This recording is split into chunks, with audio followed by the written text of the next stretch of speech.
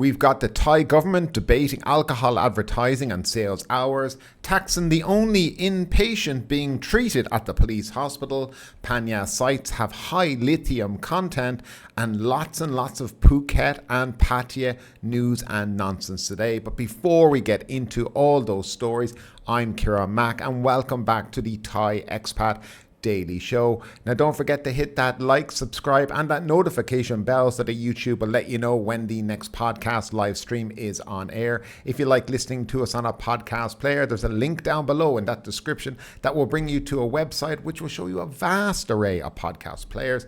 And finally, if you like the show, if you want to support the show, the easiest way to do so is to buy a channel membership. The link is down below in the description and it is 100 baht a month. But now that that's all done and dusted, let's jump into those top stories today. And the first story, as we said, is all about the Thai government debating alcohol advertising and sales hours here in the country. Now, on January 10th, Mr. Limchitrakorn, Bangkok MP for the Move Forward Party, proposed reconsideration of a stricter alcohol control bill regarding advertising alcoholic products during a recent parliamentary meeting. There were 3 drafts of the Alcoholic Beverage Control Act being debated, including 2 drafts from the public sector and a draft by Mr. Limchitrakorn, Bangkok MP from the Move Forward Party. The first draft, titled Article 32 on advertising and supported by various anti-alcoholic groups, would strengthen current rules and amend the law to completely prohibit the use of logos resembling alcoholic beverage logos on soft drinks, water and other beverages. This means that advertising for certain brands of non-alcoholic beverages such as soda and water with logos resembling alcoholic beverages would be considered a violation. An example where the bill to pass will be Chang or Sing, etc., couldn't use the same logo used for alcoholic products on non-alcoholic products to advertise or sponsor events. Now, the MP suggested an alternative in the second draft, allowing advertising, but within reason, aiming to address the concerns of ordinary citizens and individuals who should be allowed to post or advertise beer without facing imprisonment or a fine of 50,000 baht or both, just for posting a beer picture on social media. The current fine for advertising alcoholic products by ordinary individuals is more expensive than the fine for drinking and driving, remarked the MP. He also pointed out that if the alcohol market, such as craft beer, is further opened, as proposals are in process, how any of the small startups could tell legal adult customers about their products if they were not allowed to even make a single post about it. Now, the MP also proposed in the second draft to lift the ban on selling alcohol during certain periods in Thailand. In some countries, limiting selling alcohol is not related to controlling alcohol beverage. It results in increased consumption and drunkenness, said the MP. As an example, they would drop the highly unpopular 2 to 5 p.m. ban on selling alcohol here in the country. However, it was not mentioned during the parliamentary meeting regarding any potential of lifting the ban or on selling alcohol on religious holidays, noted Time News Media. After allowing members of parliament to express their opinions, the majority agreed to loosen the strictness of alcoholic beverage controls. The meeting agreed with 257 in favour, 156 against and 7 abstentions, deciding to send the draft Alcohol Control Act back to the Cabinet for further consideration within 60 days before presenting it for another parliamentary vote. Although the draft is still in proposal status, this is a good sign for those who hope advertising rules for alcohol will be loosened and certain times banning the sale of alcohol will be lifted. So it does look like the Parliament and the government are looking at relaxing the advertising of alcohol here in the country, and also the strange hours where you can't buy alcohol here as well. I think it's probably a good thing, and I think the MP makes a good point in relation to, let's say, craft beer companies that are startups. How did they even get a foothold into the market if you're not even allowed to advertise? So it certainly favors the big boys of Chang and Sing and to a lesser extent Leo. But one of the things he also talked about is banning these countries using their labels when advertising. I don't know if you ever watch football on TV here. You'll often see Leo advertising sparkling water using their beer logo, and that kind of seems to be what they all do to get around the no advertising of alcohol on television and on the local media. So yeah, it's a way around it, but they want to clamp this out as well. But I do think that there needs to be an opportunity for, local distillers of alcohol and beers to be given the opportunity to put their brand out there. And the only way they can do that is by advertising, at least, partially. Also, I think the 2 to 5 p.m. Blackout on alcohol is a little silly. I still don't get the reason behind that. It certainly doesn't stop people or limit the drinking during the daytime, and I'm not 100% sure what that was all about. But if you do think the rules should be relaxed, I'd love to know all about it in the comment section down below.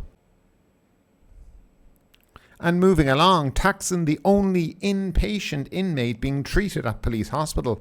And there's no real surprise here. Now, convicted former Prime Minister Thaksin Shinawatra is the only inpatient from prison being treated at the Police General Hospital, a House Committee chairman who visited the place said on Friday. Democrat MP Chaichana Dekdako, who heads the House of Representatives Committee on Police Affairs, told reporters after his visit that the Department of Corrections has the duty to clear widespread doubts about whether Thaksin was staying at this hospital or not. Chaichana refused to answer a question about whether he believed the ex-premier was still recovering there. You have to ask the Department of Corrections. It's the duty of the Department of Corrections to confirm it. I can't answer that. I saw only officials working there, the politicians said. He told reporters that on the 14th floor of the hospital building, where Thaksin is reportedly staying, he saw 8 officials on duty. 3 of them are officers from the Pathum Wan police station, which has jurisdiction over the premises, 3 special branch police officers, and 2 officials from the Department of Corrections, according to the MP. He also said he had learned that teams of officials took turns in 24-hour shifts. They are required to report to their respective supervisors through the line chat application every 2 hours. Now, according to him, the hospital rooms where prison inmates stayed were left unlocked, allowing the guarding officer to enter at any time. Chaichana and other committee members were allowed an educational tour of the hospital on Friday when they were briefed about the treatment of inmates sent from prisons. I learned that Thaksin Shinawatra is the only inmate who is an inpatient at this hospital. Others do not stay overnight here, he said. He also said that his committee did their part to visit the hospital and to try to find out if Thaksin was staying there. But he added that the panel also had to abide by the relevant laws, such as Personal Data Protection Act. Relevant authorities have refused to disclose details about Thaksin's treatment at the hospital, citing his legal rights and the need to protect his privacy. Chaichana said on Friday that his committee had asked for certain documents and information from the Department of Corrections regarding Thaksin's case, such as his treatment report and record of his hospital stay. If we don't get these documents within this month, we will remind the agency again, he added. Well, that'll do it. The House Committee chairman also said that he had learned from a senior doctor at the hospital, Police Major General Samarat, that all security cameras at the building where Thaksin is reportedly staying have been out of service for over a year. They have not been replaced due to a shortage of the budget, he added. Chaichana asked Prime Minister Srettha Thavisin, who oversees the Royal Thai Police, to look into this matter. He added that it would require 2 to 5 million baht to replace the broken security camera system in the building. Thaksin, who is regarded as the patriarch of the Pheu Thai party, was sent to Bangkok Remand Prison to the Police General Hospital in the early hours of August 23rd, less than 24 hours after he returned to Thailand to face imprisonment for corruption following 15 years of self-imposed exile overseas.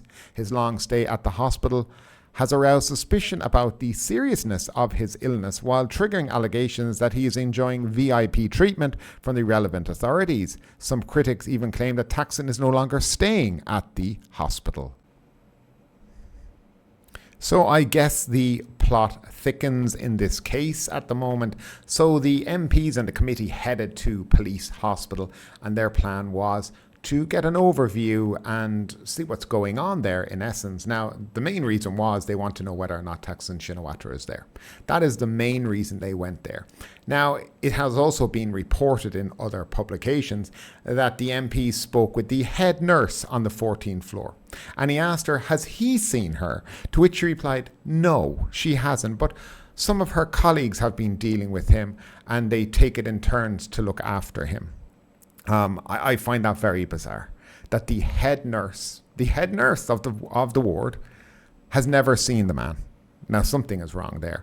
Now, if Thaksin wanted to put an end to all this, he simply would have invited one of the MPs to say hello, a quick stick the head in the door and wave, but no, that wasn't done, of course. And isn't it very convenient that the CCTV system in a police hospital, now, a police hospital where inmates apparently go, is not working, out of order. I mean, if you want to create a conspiracy, if you want people to think that there's something just wrong in all of this, they are going about it the correct way. And I suppose what he's saying is, well, if you have CCTV working, maybe you can show me him being wheeled around, something like that. Can I have a look? Absolutely not. Sorry, it's broken. And yes, we can't divulge any information about him because of the Data Protection Act. This has to be the first time in Thailand's history that the Data Protection Act has been used to, protect somebody. We all know in Thailand that as soon as you give your information over to anyone, whether it be a private business or even government offices, it seems to easily get shared amongst people. But for Thaksin, it's okay. Now look, I have nothing against Thaksin. I know many people like him, but I do think this sets a terrible precedent and it sends a terrible message that there is certainly one rule for him and another rule for everybody else. And as the article also goes on to say, no other patients are in this place from the Bangkok remand prison. I also read another article that said, if he goes to prison, his life will be in danger. That happens to many, many people.